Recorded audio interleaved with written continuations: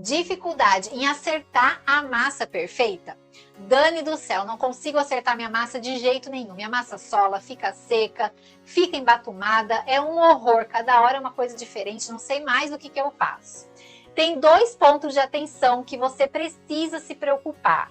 E no segundo ponto, tem uma coisa ali que vai ser a chave para você, vai ser a virada aí para você conseguir realmente ter uma massa boa, uma massa saborosa com muita facilidade. Vamos falar então do primeiro ponto. O primeiro ponto que você precisa estar atenta é que a sua receita não está mal equilibrada. Então, o que acontece? Dentro de uma massa de bolo, a gente tem vários ingredientes. Então, por exemplo, nós temos ovos, açúcar, manteiga, farinha, o óleo, ou fermento, leite, enfim, são vários ingredientes que, dependendo da massa que você for utilizar, vai estar lá na composição.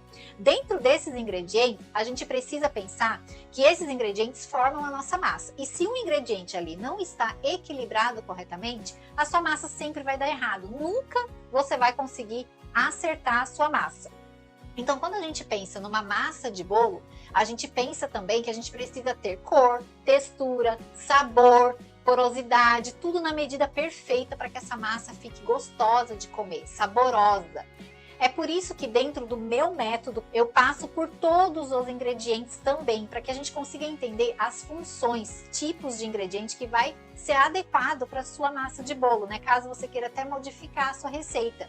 Então a gente precisa entender esses pontos. Então, por exemplo, o açúcar não está na massa de bolo somente para adoçar.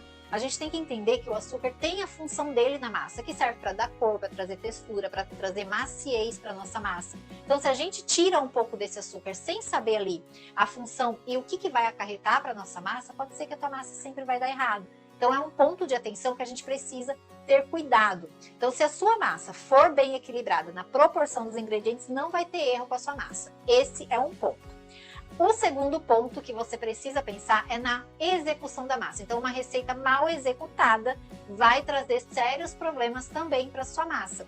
E aqui está o pulo do gato, o que eu ensino aos meus alunos e que eu bato muito nessa tecla. A padronização precisa existir dentro da sua massa de bolo. Então, o que acontece? Quando você não tem padronização, a sua massa cada dia vai sair de um jeito. Então, às vezes você fala assim, Dani, um dia meu bolo sai de um jeito, quando eu vou fazer no outro dia, sai de outro jeito. Por que isso acontece? Muitas vezes você pode estar errando na medida. Então, por exemplo, você está usando lá uma massa que a receita é dada em xícaras e colheres e não pesada. Então, quando você tem uma massa pesada, onde as receitas são dadas em gramas, por exemplo, você sempre vai ter a mesma receita na hora que você for executar.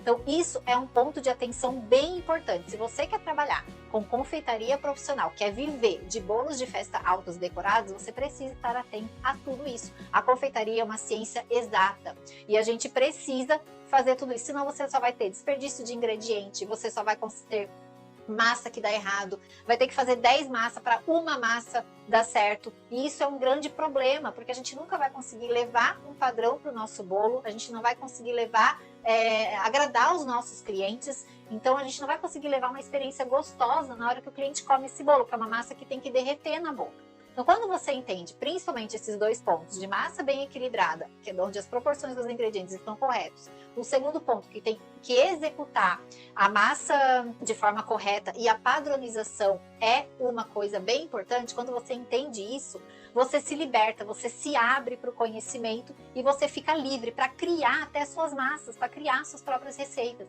E você pode até estar se perguntando assim, Dani, mas é difícil, né? Então, é o conhecimento que vai com que você se destrave, é você se especializando. Então, busque se aprimorar, busque conhecimento para que a confeitaria abra portas para você e você consiga sempre fazer as coisas de maneira correta, com técnica.